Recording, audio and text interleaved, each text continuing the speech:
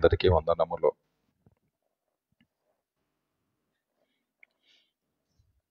ఈ యొక్క ఆదివారపు దినమున సంఘముగా కూడుకొని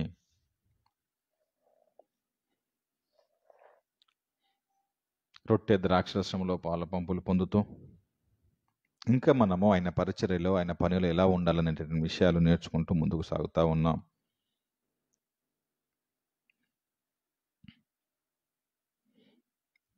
ఈ రోజున మనము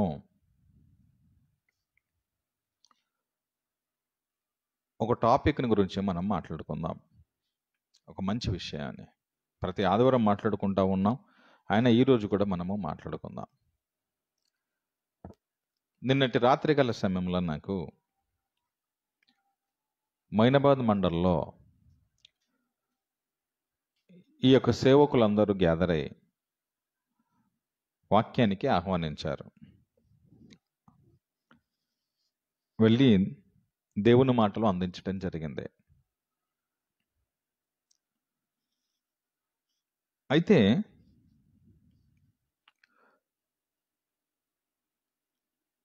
ఈ మొయినాబాద్లో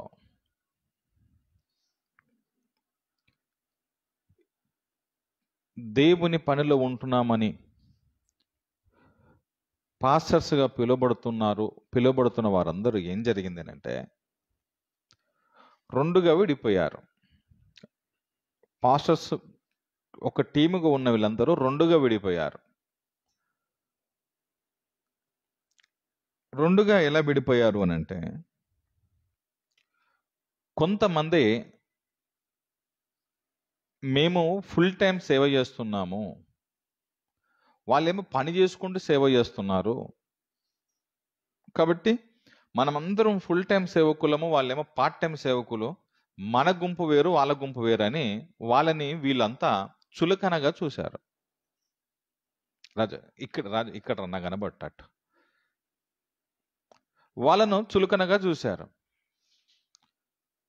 వాళ్ళకు ఆహ్వానం దేనికి లేకుండా పోయింది. వాళ్ళకి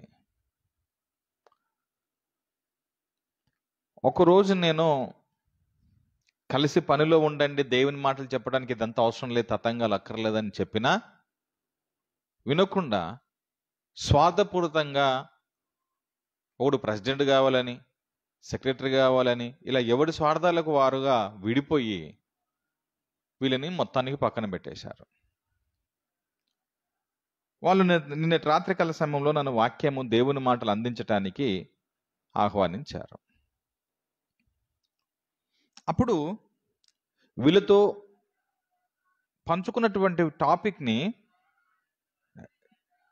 రాత్రికాల సమయంలో నేను కొద్దిగానే, సమయం లేదు కనుక కొద్దిగానే దాన్ని మాట్లాడటం జరిగింది. ఇప్పుడు నేను మనకు కూడా మీకు కూడా అర్థం కావాలి అని, తర్వాత ఈ యొక్క లైవ్ ద్వారా కూడా వీక్షకులు చూస్తుంటారు కాబట్టి ఈ టాపిక్ అనేది కూడా అందరూ అర్థం చేసుకోవాలనే ఉద్దేశంతో మరలా మనం మాట్లాడుతూ ఉన్నాం. ఉద్యోగం చేయువారు సేవ చేయటానికి సేవకు పనికిరాడా? టైటిల్. ఉద్యోగం చేయువారు సేవకు పనికిరారా? ఉద్యోగం అనంటే దాని అర్థం, ఉద్యోగము అనేటటువంటి మాటకు అర్థం పని. పని పని చేయువారు, అది ప్రభుత్వ ఉద్యోగమైనా, ప్రైవేట్ ఉద్యోగమైనా, వ్యాపారమైనా, చేతి కష్టమైనా, ఎవరి చేతి కింద పని చేయకుండా స్వతహాగా పని నేర్చుకొని పని చేస్తూ ఉంటున్నది ఏదైనా సరే, ఇలా చేస్తూ పనిలో ఉంటే సేవకు పనికిరాడా? సేవ చేయటానికి అసలు వీళ్ళు పనికిరారా? వీళ్ళు పని చేయకూడదా? వీళ్ళు సేవనే చేయకూడదా? వీళ్ళు పని చేస్తున్నటువంటి వారు వీళ్ళు ఎవరు కూడా సేవ చేయకూడదా?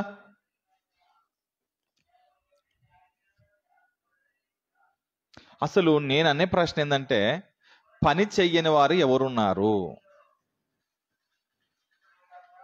మేము పని చేయట్లేదు, మేము ఉద్యోగం చేయట్లేదు, అది ప్రైవేట్ జాబ్ అయినా గవర్నమెంట్ జాబ్ అయినా మేము ఉద్యోగం చేయట్లేదు, మేము ఫుల్ టైం అంటున్నటువంటి వీళ్ళంతా పని చేయటం లేదా అంటే ఉద్యోగం చేయటం లేదా? ఎక్కడండి మేము ఏడ జీతం తీసుకుంటలేదు, మేము మేము ఎక్కడ పని చేయట్లేదు అని అంటారేమో. ఉద్యోగం అనే మాటకి అర్థం పని. ఉద్యోగం అనేటటువంటి మాటకి అర్థం పని.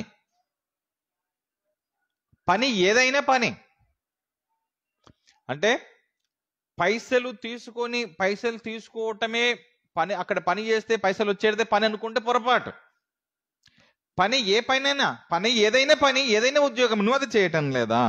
మేము ఫుల్ టైం అంటున్నటువంటి మీరంతా ఏ పని చేయటం లేదా అనేటటువంటి ప్రశ్న నాలో ఉత్పన్నం అవటం వల్ల వీళ్ళతో రాత్రికాల సమయంలో వీళ్ళని కొంచెం మీరందరూ సేవ చేయండి, దేవుని పనిలో మీరు ఉండండి అని వీళ్ళని ఎంకరేజ్ చేయటం జరిగింది. అయితే బైబిల్లో నుండి ఒక విషయం మనం ఆలోచన చేద్దాము. మార్కు సువార్త 16వ అధ్యాయము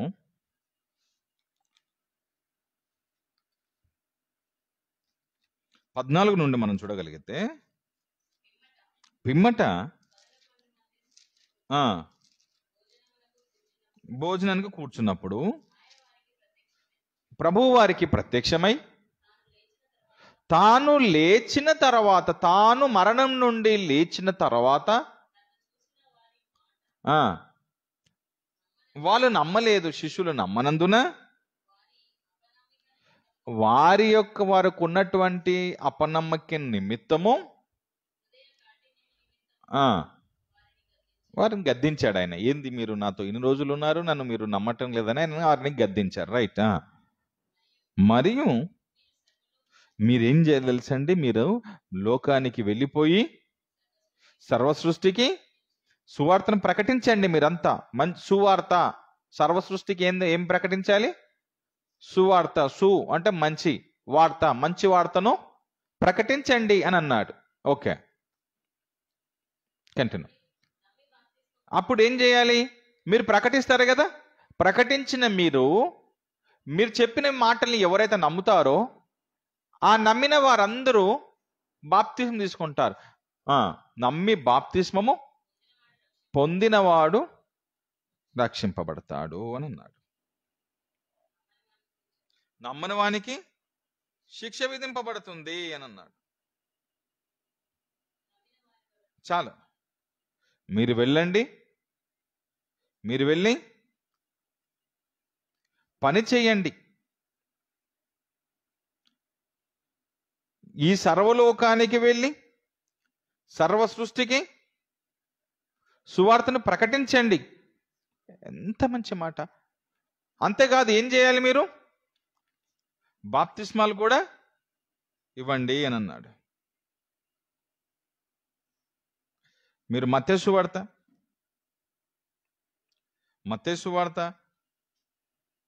28వ అధ్యాయము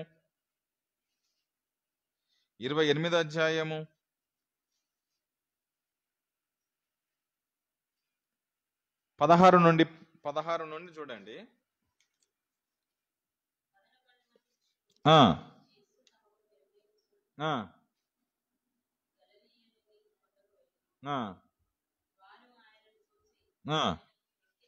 ఆయనను చూసి ఆయనకు మొక్కిరి గాని కొందరు సందేహించిరి. అయితే యేసు వారి యొద్దకు వచ్చి పరలోకంలోను భూమి మీదను నాకు సర్వాధికారము ఇయ్యబడి ఉన్నది. కాబట్టి మీరు వెళ్ళి ఏం చేయాలి? సమస్త జనులను ఏం చేయాలి? వీళ్ళు వెళ్ళి ఏం చేయాలి? శిష్యులు బాప్తిస్మం ఇచ్చి, ఇప్పుడు మార్కు సువార్తలో ఉన్నటువంటి విషయము, మత్తయిలో ఉన్నటువంటి విషయం ఒకటే సందర్భం. ఓకే, మీరు వెళ్ళి పని చేయండి, సువార్త ప్రకటించండి, సర్వలోకానికి మీరు సువార్త ప్రకటించండి. సువార్త ప్రకటిస్తూ ఉంటే, మీరు వాక్యం చెప్తా ఉంటే ఎవరైతే నమ్ముతారో నమ్మిన వారికి మీరు బాప్తిస్మం వేయండి. అప్పుడు బాప్తిస్మం ఎవరైతే తీసుకుంటే వాళ్ళందరూ నాకు శిష్యులు అవుతారు. ప్రభు చెప్తున్న మాట, నా శిష్యులు అవుతారు వాళ్ళంతా. అప్పుడు ఈ శిష్యులందరూ ఏం చేయాలంటే సర్వలోకానికి వెళ్ళి సర్వ సృష్టికి వీళ్ళందరూ సువార్తను ప్రకటించాల్సినటువంటి బాధ్యత వీళ్ళందరి మీద ఉంది. వీళ్ళు ఏమని చెప్తున్నారంటున్నారు? మేము ఫుల్ టైం పాస్టర్స్ అండి, మేము ఫుల్ టైం సేవకులం అండి. మీకు ఈ విషయాలు మీకు తెలియాలి, అర్థం కావాలి కూడా. Full time, part time, Bible ఏం చెప్తున్నటువంటి విషయం మనము మాట్లాడాలి. మనం ఎవరికి వ్యతిరేకం కాదు, ఈ ప్రపంచానికి వ్యతిరేకం కాదు. బైబిల్ ఉన్నటువంటి మాటల్ని మనము ఉన్నట్టుగానే మాట్లాడుతూ ఉన్నాం, ఉన్నట్టుగానే చెప్తున్నాం. అతనికి ఆ వాక్యం అతనికి అనుకూలంగా మార్చుకున్న సమయానికి అది సెట్ అవ్వనందున మనం వ్యతిరేకంగా కనబడుతున్నామే తప్ప బైబిల్ మనం రాసింది కాదు. వారి దగ్గర అదే బైబిల్ ఉంది, మన దగ్గర అదే ఉంది. ఆ వచనం తీసి చదువుతున్నాము, ఎక్స్ప్లెనేషన్ ఇస్తున్నాము, అంతవరకే మన బాధ్యత. వాళ్ళని తప్పుగా అనుకుంటే ఎలా చెప్పండి? మనం ఎవరు శత్రువులం కాదు. సంజీవరావుకి ఎవరు శత్రువులు లేరు. సంజీవరావుని వాళ్ళ శత్రువులుగా వాళ్ళు భావిస్తే దానికి నేనేం చేయలేదండి. ఈ రోజు వారికి తిరిగి వచ్చి ఎవరు నన్ను అత్తుకున్నా నేను స్వీకరించడానికి సిద్ధంగా ఉన్నాను, ఎవరినైనా సరే. ఎందుకంటే ఏ ఒక్కరిని కోల్పోవటం మనకి ఇష్టమో లేదు. మనం క్రైస్తవులం కూడా కాదు అలా చేయటం కూడా. దేవుని వారలారా, ఈయన మీరు వెళ్ళే శిష్యులను చేయమని చెప్పాడు. వీళ్ళు ఆ పనిలో ఉన్నారు. పనిలో ఉన్నటువంటి క్రమములో మారిన వాళ్ళందరూ ప్రభు శిష్యులుగా మారుతున్నారు, చాలా మంచిది. కానీ కొంతమంది దేవుడు మమ్మల్ని, మేము ఫుల్ టైం ఉన్నాము, దేవుడు మమ్మల్ని పిలిచాడు పని కోసము, దేవుడు మమ్మల్ని పిలిచాడు అని అంటూ ఇతరులని చులకనగా, ఇతరులని తక్కువ చూపుతో చూడటం వలన వాళ్ళు ఒకటిగా ఉండలేకపోయారు. నిజంగా దేవుడు ఎవరైనా పిలుస్తాడా? నువ్వు సేవ చేయి అని ఇలా పిలుస్తాడా? నువ్వు నా పనిలో ఉండు అని నేరుగానే దిగొచ్చి పిలుస్తాడా? బైబిల్ ఏమంటుంది? దేవుణ్ణి ఎవరైనా చూసారా అని అంటే బైబిల్ ఇచ్చినటువంటి అర్థం ఏంటంటే దేవుని ఎప్పుడునూ ఎవడునూ ఎక్కడనూ చూడనూ లేదు, ఆయన స్వరమును విననూ లేదు. దేవుడే రావలసిన పనేంటి? ఆఫ్టర్ ఆల్ మన ఒక విలేజ్లో ఒక మనిషి దగ్గరికి పిలవటానికి అధికారిగా లేకుండే రాజకీయ నాయకుడు ఉన్నటువంటి వాడు ఒక మనిషి నుంచి మిమ్మల్ని రమ్మంటున్నాడు అని అంటే ఆ మాట ఎవరిది? వచ్చి పిలిచిన వాడు మాట ఎవరిది కదా? అప్పుడు పరిగెత్తుకొని పోతాడు. ఆ మాట కేవలం ఆ మాటకే కదా ఎంత బలం ఉంది. ఒక మనిషిని పిలవటం కోసమే తనకున్నటువంటి అధికారాన్ని ఉపయోగించుకొని మరొక మనిషిని పంపించి ఇది నా మాటగా చెప్పు అని అతనికి చెప్పితేనే ఆ మనిషి వస్తున్నాడే. మనిషి వస్తున్నప్పుడు దేవుడే దిగొచ్చి చెప్పాల్సిన పని ఏముంది చెప్పండి? మనిషికే మధ్యవర్తి అవసరమైనప్పుడు దేవుడేం అవసరం? ఆయనను ఈ భూమి గాని ఈ మనుషులు గాని భరించనూ లేదు అని అంటాది. ఈ భూమి గాని ఈ మనుషులు గాని ఇది ఏది కూడా భరించదు. ఓ సందర్భంలో మాట్లాడుకుందాం రానున్న రోజుల్లో, చాలా మంచి విషయం అదంతా. ఎవరిని పిలుస్తాడు, ఎవరిని పిలిచాడు దేవుడు అనే దానికి మీరు చూడండి, పేతురు గారు రాసినటువంటి మొదటి పత్రిక 2వ అధ్యాయం 9వ మాటలు మీరు చూడండి. 2వ అధ్యాయం 9వ మాట మంచి మాట ఉందో చూడండి.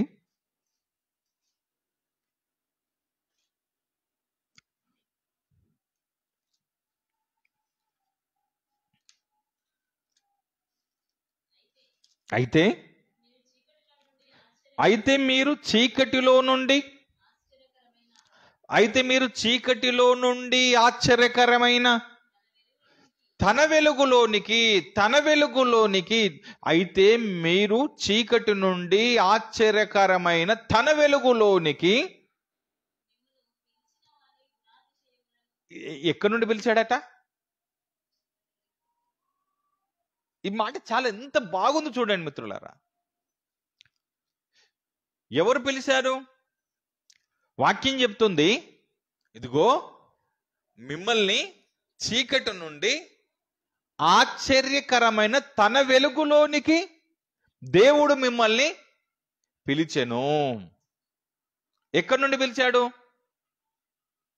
మనకు బైబిల్లో ఉన్నటువంటి ప్రశ్న, మనకు వచ్చినటువంటి ప్రశ్నకి సమాధానం ఆనే చూడాలి. ఎక్కడి నుండి పిలిచాడు అని అంటే చీకటి నుండి. మనకు చీకటి అంటే ఇది రాత్రి వస్తుంది చూసారా, లైట్ లేని చోటు అని అనుకుంటే ప్రమాదం. చీకటి అనేటటువంటి మాటకి అంధకారము, సాతానుకు సంబంధమైనది.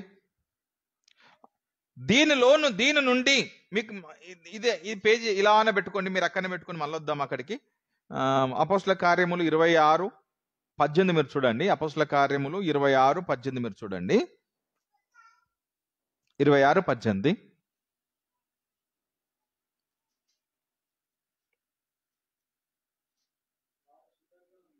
వారు, జాగ్రత్తగా వినండి మాట ఎంత బాగుంది. వారు చీకటి నుండి వెలుగులోనికి, సాతాను అధికారము నుండి. చీకటి నుండి అనే మాటకి అక్కడ ఆన్సర్ ఇస్తున్నాడు. ఎక్కడి నుండి వచ్చారు వాళ్ళంటే ఎవరి అధికారం నుండి వచ్చారు? చీకటి అనగా ఎవరి అధికారము? సాతాను అధికారము, సాతాని క్రియలు, సాతాని పనులు. ఇక్కడ నుండి నాయందలి విశ్వాసం ఉంచి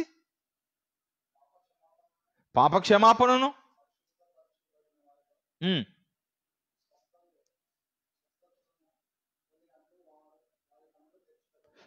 చాలు. వాళ్ళు సాతాను అధికారం నుండి ఎక్కడికి వచ్చారు?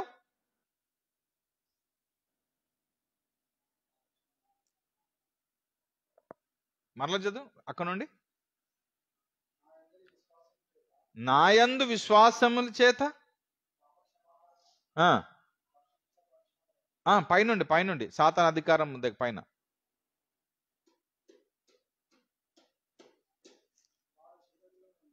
వారు చీకటిలో నుండి వెలుగులోనికి.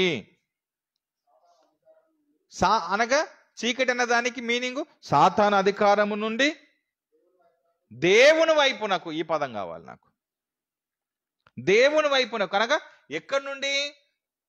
సాతాను అధికారం అన్న మాటకి చీకటికి రిలేటెడ్. సాతాను అధికారము, సాతాను పనులు, అపవాది పనులు, అపవాది క్రియలు, అపవాది ఆలోచనలు. దాని నుండి ఎవరి వైపు? ఇప్పుడు దేవుని వైపు, అనగా వెలుగులోనికి. అనగా ఇప్పుడు జాగ్రత్తగా వినండి. చీకటి నుండి అనగా చీకటి అనేటటువంటి మాటకి నిర్వచనం ఏంటిది? సాతాను నుండి, సాతాను క్రియల నుండి, సాతాను పనుల నుండి ఇప్పుడు వీళ్ళు ఎక్కడికి వస్తున్నారు? వెలుగులోనికి. వెలుగులోనికి అనగా దేవునిలోనికి. రైట్. ఎంత బాగుంది తెలుసా బైబుల్, ఎంత చక్కని మాట చెప్పింది. ఇప్పుడు ఇది మీకు ఈ పాయింట్ బ్రెయిన్ లో ఉండిపోయింది. ఇప్పుడు చీకటి అనగా అపవాది క్రియలు, అపవాది పనులు, అపవాది ఆలోచనలు. దాని నుండి వెలుగులోనికి. ఇప్పుడు ఈ పదం వెలుగులోనికి అనేటటువంటి ఈ మాటను మీరు దృష్టిలో పెట్టుకొని ఇప్పుడు మరలా అక్కడికి రండి. ఇక్కడికి పేతురు గారు రాసినటువంటి పత్రికకి రండి. ఇప్పుడు ఆడ ఇందాక మనం చదివే కదా 2:9 వెలుగులోనికి. అయితే మీరు ఇప్పుడు మీరు అక్కడ చీకటి నుండి అనగా రాజు అపవాది పనుల్లో నుండి ఆశ్చర్యకరమైన తన వెలుగులోనికి అనగా దేవుని వెలుగులోనికి, అనగా మంచి క్రియలలోనికి, మంచి ప్రవర్తనలోనికి పిలిచాడట. ఎక్కడి నుండి పిలిచాడు ఇప్పుడు మనల్ని అనంటే, వన్స్ అపాన్ ఎ టైం మనం అందరము దేవుని నమ్మనప్పుడు, దేవుని గురించి మనం దూరంగా ఉన్న సమయంలో మనం అందరం ఎక్కడున్నవారమే? చీకటిలో ఉన్నవారమే. ఆ చీకటి విధానములో నుంచి దేవుడు ఎక్కడ తీసుకొచ్చాడు? ఇప్పుడు మరలా వెలుగులోనికి పిలిచెను. ఇప్పుడు జాగ్రత్త, ఇక్కడ మనకు మనకు ఒక విషయం అర్థం కావాలి. ఇప్పుడు ఏంటిదనంటే, చీకటిలో నుండి ఆశ్చర్యకరమైన వెలుగులోనికి పిలిచిన వాణ్ణి పిలిచాడు. పిలిచినాక ఏం చేయాలన్నాడు? ఎందుకు పిలిచాడట? గుణాతిశయములను ప్రచురము చేయు నిమిత్తము. ఇప్పుడు అక్కనే ఉంది ఆ మాట, ప్రచురము చేయు నిమిత్తము. కంటిన్యూ చేయండి. ప్రచురం చేయు నిమిత్తము మీరందరూ ఏర్పరచబడిన వారును, ఏర్పరచబడిన వంశమును, మీరు రాజులైన యాజక సమూహమును, మీరంతా పరిశుద్ధ జనమును. మీరంతా ఇప్పుడు ఎవరో తెలుసా? దేవుని సొత్తు మీరంత ప్రజలు, దేవుడు సొత్తైన ప్రజల. అప్పుడు అంతకుమందికి ఇక్కడ ఉన్నారు మీరు. ఇదిగో ఎంత బాగుంది చూడండి.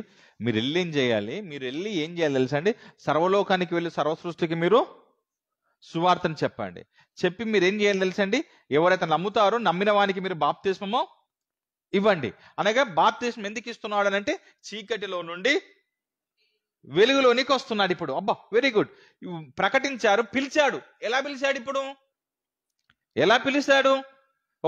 ఒక వ్యక్తి చీకట్లో ఉన్నాడు కదా, చీకట్లో ఉన్నటువంటి వాడికి ఈ శిష్యులందరూ వెళ్ళి ఇప్పుడు ఏం చేస్తున్నారు? వెలుగులోనికి రమ్మని ఎలా పిలుస్తున్నారు? ఏం చెప్పి పిలుస్తున్నారు? వాక్యము చెప్పి పిలుస్తున్నారు.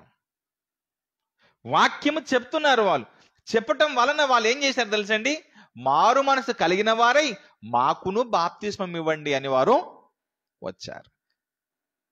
ఇప్పుడు వీళ్ళేమంటున్నారు తెలుసండి? దేవుడేమో ఇలా పిలిచాను అని వాక్యం చెప్తే, ఇప్పుడు వీళ్ళేమంటున్నారు తెలుసండి? దేవుడే మమ్మల్ని పిలిచాడు, నువ్వు సేవ చేయని పిలిచాడు మమ్మల్ని.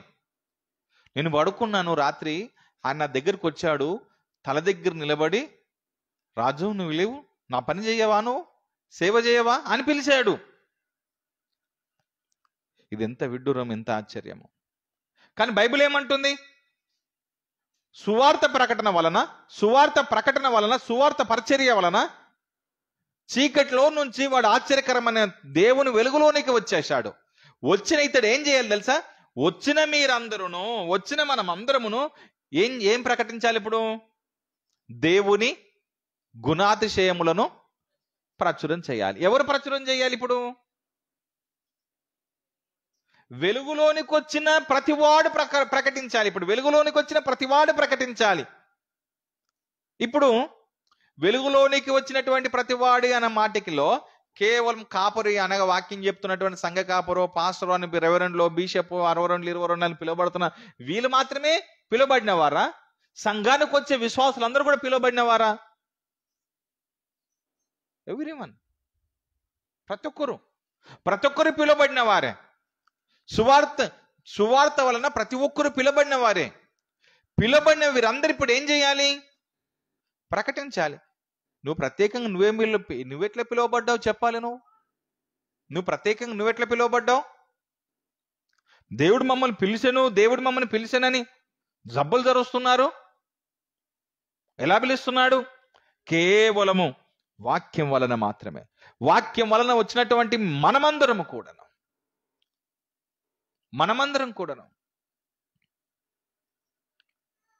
మన దగ్గరికి ఆ మధ్య 2 బ్రదర్స్ వస్తుండే. అప్పుడు ఆ బ్రదర్ లేచి నిలబడి ఒక సాక్ష్యం చెప్పాడు. ఏం తెలుసా అండి? దేవుడు నాతో మాట్లాడాడు,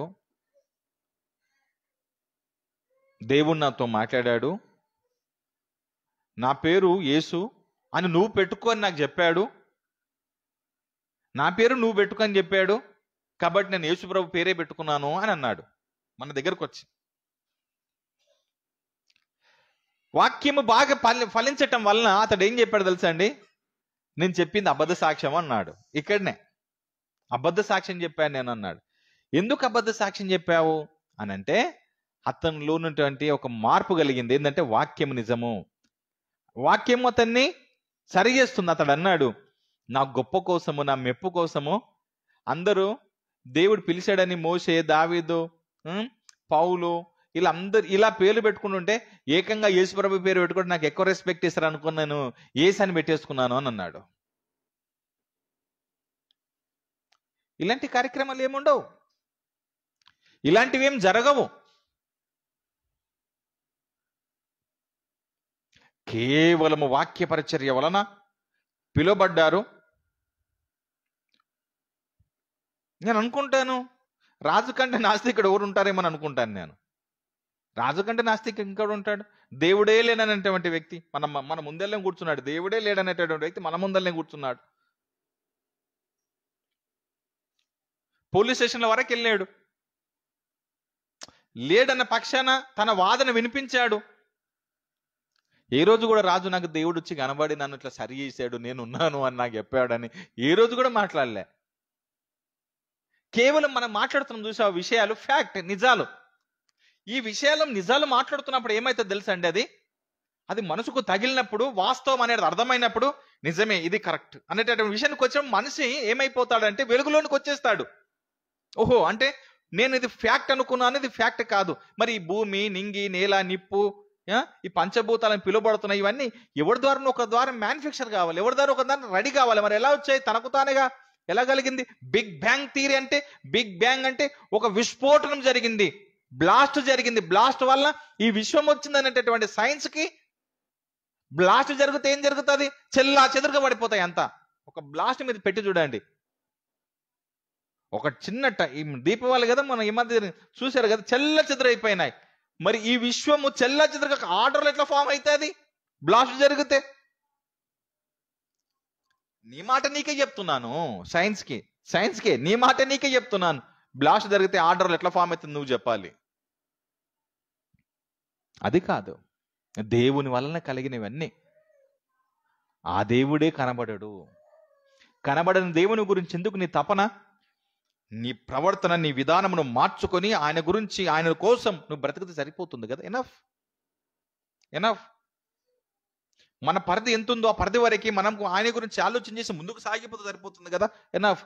మమ్మల్ని పిలిచాడు అని అంటూ పాపం పని చేసుకుంటూ సేవ చేస్తున్న వారిని చులకనగా చూశారు కొందరు.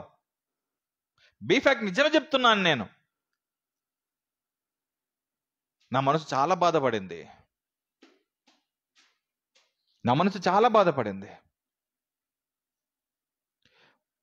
మరి పొట్ట చేలిస్తే ఒక్క వాక్యం ఉండదు, ఒక్క వాక్యం రాదు. రెవరెండ్లు, బిషప్లు అనేటటువంటి టైటిల్ మాత్రం ముందు అట్లా తొడిగేసుకుంటారు. వాడి స్వార్థం కోసం, వాడి అధికారం కోసం వాక్యాన్ని తన కోసం మలుచుకుంటున్నాడే తప్ప దేవుని కోసం ఒక మనిషిని నిజంగా నిలబెట్టాలి, ఆత్మను కట్టాలి, ఆయన పనులు అతన్ని ఉంచాలనేటటువంటి భావంతో ఎవడు లేడే. నేను వాళ్ళతో కూర్చున్నప్పుడు నాకు ఎంతో ఆనందం అనిపించింది. మేమందరం పనులు చేసుకుంటూ దేవుని పని చేస్తున్నామండి అని అంటే నాకు ఎంతో సంతోషం అనిపించింది. అబద్ధం ఇదంతా కూడా. బోధకులు ఉద్యోగం చేయకూడదు అంటున్నారు, బోధ చేసేవారు ఉద్యోగం చేయకూడదు అంటున్నారు. ఇప్పుడు బోధ ఎవరు చేయాలి? బైబిల్ ప్రకారం బోధ ఎవరు చేయాలి? ఎందుకు కొందరా అందరా? అందరు చేయాలి, బోధ అందరు చేయాలి. అప్పుడు బోధ చేస్తున్న వాళ్ళందరూ ఎవరు? బోధకులు. బోధ చేయటమే బోధకుడు. నేను ఇలా కూర్చుని నేను ఒక్కని అనుకోగలరు, పొరపాటు అది. అందరూ బోధకులే, ప్రకటిస్తున్నవారు, బోధ చేస్తున్నవారు, విషయాన్ని చెప్తున్నవారు. అయితే మరి వీళ్ళెవ్వరూ ఉద్యోగం చేయకూడదా? వీరెవరు ఉద్యోగం చేయకూడదా? ఉద్యోగం అంటే ఏంటిది? పని చేయకూడదా? నువ్వెవడివి పని చేయకూడదని చెప్పడానికి? నువ్వు ఏ వాక్య ఆధారం తీసుకొని నువ్వు పని చేయకూడదు అంటున్నావు? ఏ వాక్య ఆధారం తీసుకొని పని చేయకూడదు అంటున్నావు అండి నువ్వు? మొన్న లాస్ట్ మంత్లో మేము ఖమ్మం వెళ్ళాం. లక్ష్మి గారి వాళ్ళ కూతురి ఒక ఫంక్షన్కి వెళ్ళాం మేము అందరం, మా ఫ్యామిలీ వాళ్ళ ఫ్యామిలీ కలిసి వెళ్ళాం. అక్కడ ఫంక్షన్ అంతా అయిపోయిన తర్వాత జయరాజు గారు అని ఓ పాస్టర్ గారు ఉన్నారు. ఆయన యాదవ్స్, ప్రభువుని నమ్ముకున్నాడు. ఆయన జయరాజు యాదవ్ అనుకుంటాను, జయరాజు యాదవ్. ఆయన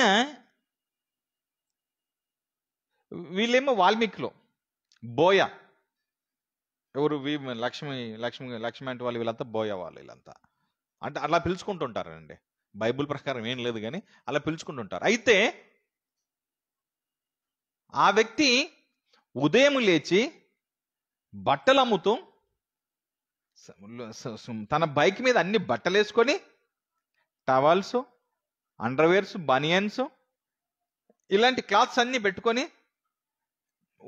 ఊరూరు తిరుగుతూ అమ్ముతుంటాడు. ఆయన అమ్ముతూ తనతో వచ్చినట్టు ఆ డబ్బులతో వచ్చినటువంటి దాంతో సేవ కార్యక్రమంలో ఉంటాడు, ఆయన పనిలో ఉంటాడు.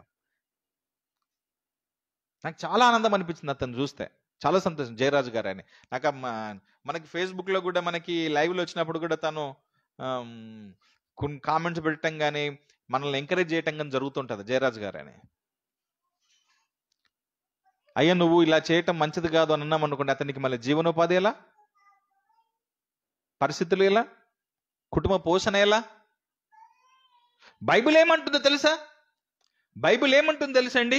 బైబిల్ పని చేసుకొని బ్రతకమంటుంది, బైబిల్ పని చేసుకొని తినమంటుంది. నువ్వేమంటున్నావు తెలుసా? మీరు పని చేయొద్దు అంటున్నారు. పని చేయకపోతే అతని ఇల్లు ఎలా గడుస్తుంది? అతని ఇల్లు ఎలా గడుస్తుంది?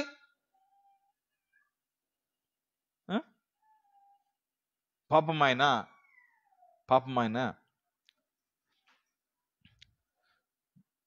దాసు గారితో చెప్పారు. చెప్తే తను నాకు ఫోన్ చేశాడు. పాపం వాళ్ళకి రేషన్ లేవంట, పాపం వాళ్ళకి కూరగాయలు లేవంట, పాపం వాళ్ళకి కనీసం హాస్పిటల్కి వెళ్ళటానికి డబ్బులు లేవంట. ఏం చేశారు తెలుసా ఈ ప్రపంచం? నువ్వు సేవకుడు, నువ్వు పని చేయకూడదు, నువ్వు సేవకుడు పని చేయకూడదు, సేవకుడు పని చేయకూడదు అని చెప్పి అతడు నిజమే అనుకొని, మన గ్రామం విషయం చెప్తున్నాను, అతను నిజమే అనుకొని ఏ పని చేయకుండా ఏం చేశారు తెలుసా అండి? పాపం అంత పేదవాళ్ళ దగ్గరికి వెళ్ళి దేవుని మాటలు చెప్తున్నాడు, ఊకుంటున్నాడు, దేవుని మాటలు చెప్తున్నాడు, ఊకుంటున్నాడు. వాళ్ళ దగ్గర రూపాయి లేదు. వాళ్ళు ఏమిస్తారు ఇతనికి? వాళ్ళ దగ్గర 10 రూపాయలు ఉన్నాయంటే కనీసం 5 రూపాయలు ఇస్తారేమో. వాళ్ళ దగ్గర లేనప్పుడు ఇతనికి ఏమి ఇస్తాడు? అప్పుడు ఏం తెలుసా అండి? ఉపవాసమే కదా. పుట్టిన పిల్లలు ఏమనుకోవాలి? వాళ్ళ పోషణ ఎలా, వాళ్ళ చదువులు ఎలా?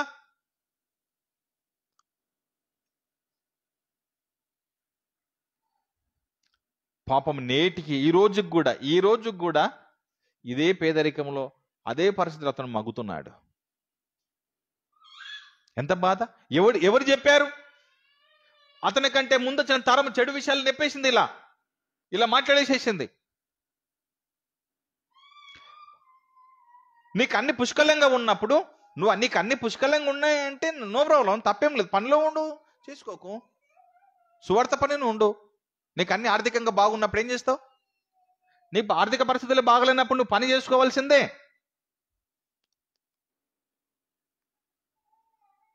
అప్పుడు ఏం జరుగుతుందో తెలుసా అండి? విశ్వాసులు ఏమైనా ఇస్తారేమో అని వాళ్ళనే ఎదురుటం ఉంటది. ఈయనకి ఏ పని లేనప్పుడు ఎవరిపైన డిపెండ్ అయి ఉంటాడు ఈయనయ్య? తనకు ఎవరికైతే వాక్యం అందిస్తున్నాడో వాళ్ళ మీదనే డిపెండ్ అయి ఉంటాడు. ఇక పాపం వాళ్ళ దగ్గర లేదు. ఎలా ఉంటుంది పరిస్థితి? ఒక్కసారి ఆలోచన చేయండి. బైబిల్ ఏమంటుందో తెలుసా? చూడండి, దేవుడు పెట్టిన నియమం చూడండి ఎలా ఎంత బాగుందో. ఆదికాండము 3వ అధ్యాయము, ఆదికాండం 3వ అధ్యాయం 17 నుంచి మీరు చూడండి.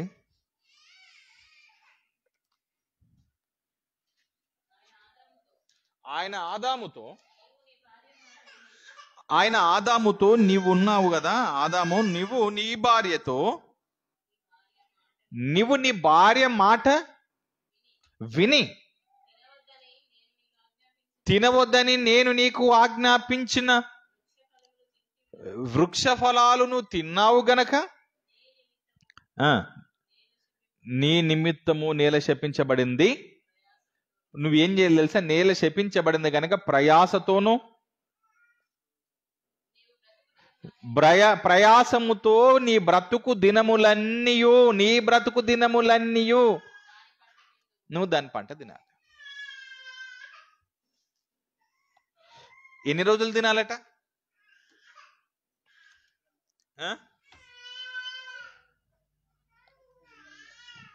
బ్రతికిన దినములన్నీ ఏం చేయాలి? ఇప్పుడు ప్రయాసముతో పని చెయ్యాలి, ప్రయాసపడి పని చెయ్యాలి. లేదండి, మనోళ్ళకి దేవుడు చెప్పాడు, ప్రయాసపడి భారం మోస్తున్న సమస్త జనులారా నా యుద్ధకు రండి, నేను మీకు విశ్రాంతిని ఇస్తానని చెప్పాడు. ఆయన ఇస్తాడు, అంతా మాకు ఇస్తాడు, మేము పని చేస్తాం, మాకు ఇస్తాడు. రాంగ్ కాన్సెప్ట్ ప్రవేశపెట్టింది ప్రపంచం.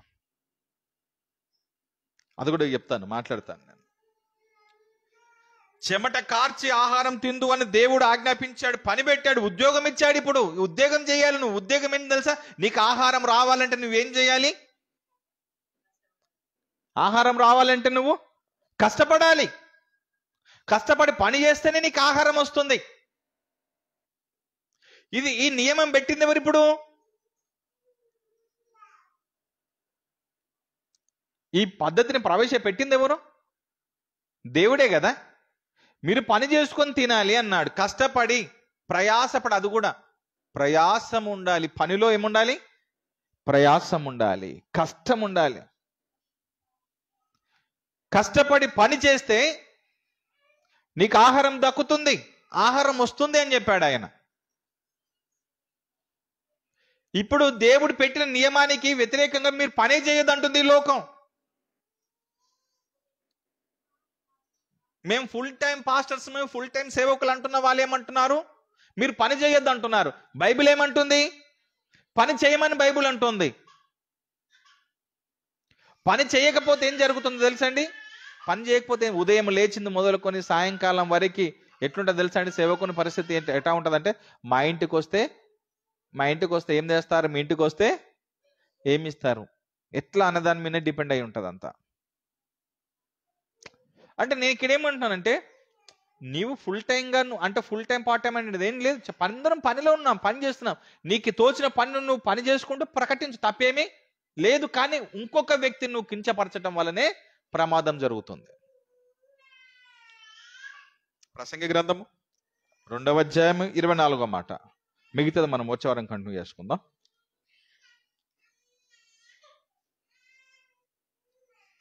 2వ అధ్యాయం 24వ మాట.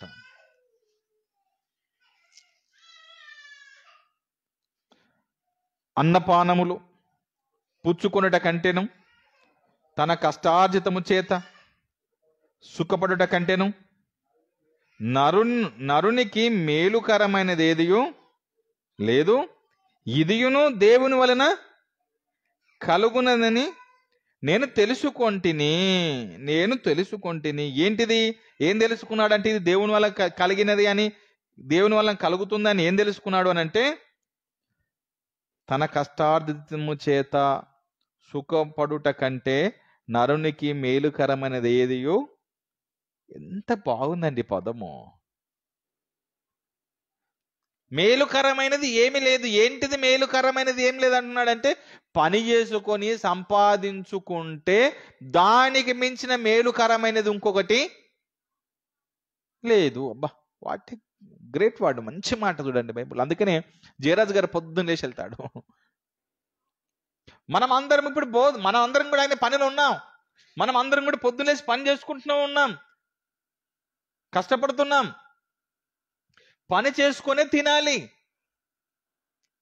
ఇది దేవుడు పెట్టినటువంటి నియమము, దేవుడు పెట్టినటువంటి విధానము. మరి దీనికి వ్యతిరేకంగా నువ్వు పని చేయొద్దు అన్నావు అనుకోండి, మరి నీకు ఎట్లా వస్తుంది అప్పుడు పోషణ? నీకు ఎట్లా నడుస్తుంది? ఆకాశ పక్షులను చూడండి, అవి విత్తవు కొయ్యవు, ఆయన దేవుడు మీకు ఇస్తాడు అన్నాడు అనుకోండి. ఇక చెప్తాను, దాని గురించి కూడా మాట్లాడతాం, మనం కంటిన్యూ చేస్తాను నెక్స్ట్ సండేకి. అవి చూడండి, అవి ఎట్లుంటాయి, మీరు కూడా ఉండానంటే మీనింగ్ అది కాదు. దాని భావంలో, దాని ఆయన చెప్పినటువంటి ఇంటెన్షన్లో, అర్థంలో తీసుకోవాలి. ఏమంటున్నాడు, దానికి ఎందుకు అన్నాడని తీసుకోవాలి. ఇప్పుడు దేవుడు మిమ్మల్ని కష్టపడండి అని, ఇంత కష్టపడండి అని చెప్పిన తర్వాత కష్టపడకుండి ఉచితంగా ఆహారం వస్తుంది అనేటువంటి సందర్భం అని చెప్పాడా? కాదే.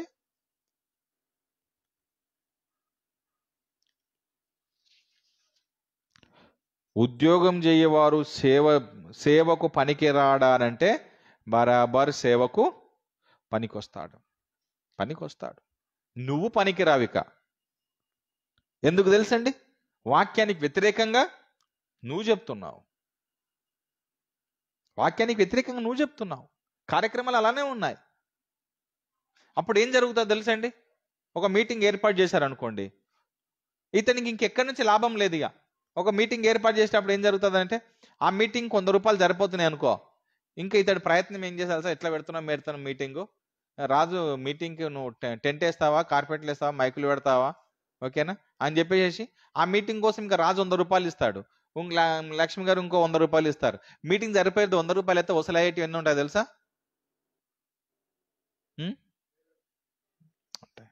అప్పుడు ఎవరి మీద ఆధారపడుతున్నావు అంటే, తప్పు చేయడానికి ఎవరి మీద ఆధారపడుతున్నావు? ఇంకా ఇలాంటి కార్యక్రమాల మీద ఆధారపడాల్సి వస్తుంది. ఇక్కడ మనం ఏం జరుగుతుంది అని అంటే, సరే నువ్వేం చేస్తున్నావు అనేది నాకు సంబంధం లేదు, కానీ నువ్వేమంటున్నావు అనంటే ఫుల్ టైమే చేయాలంటే ఈ ప్రమాదం ఉంది అంటున్నాను. ఫుల్ టైమే చేయాలంటే తప్పుడు విధానం వస్తుంది. అదే నువ్వు ఫుల్ టైం నువ్వు కూడా చేయట్లేదు ఫుల్ టైం. ఎట్లా చెప్తాను నేను ఫుల్ టైం పాస్టర్స్ మేము ఫుల్ టైం సేవ చేస్తున్నాం అనేవాడు కూడా ఫుల్ టైం చేయట్లేదు. ఎట్లా చెప్తాను నేను.